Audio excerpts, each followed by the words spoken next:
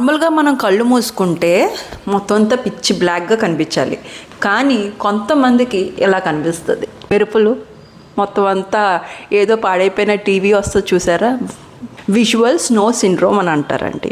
నార్మల్గా డాగ్గా కనిపించాల్సింది ఇది ఎందుకు వస్తుంది అంటే, మనకి వెనకాల ఈ యొక్క కార్టెక్స్ ఇక్కడ బ్రెయిన్లోని ఇక్కడంటే విజన్ ఉంటుంది. విజన్ అంతా ఐస్కి కంట్రోల్ అయి ఉంటుంది.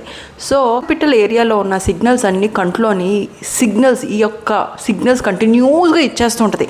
ఈవెన్ విజన్ లేకపోయినా ఇక్కడ సిగ్నల్స్ ఇచ్చేస్తూ ఉంటుంది. సో ఇది ఎక్కడ వస్తుంది? One of the reason stress. So దీనివల్ల ఏవైనా ప్రాబ్లమా? Not at all a problem. కానీ ఓన్లీ థింగ్ ఎప్పుడంటే దీనివల్ల మరీ ఇరిటబుల్గా అయిపోతున్నారు మీరు, స్లీప్ లేకపోవడం వల్ల.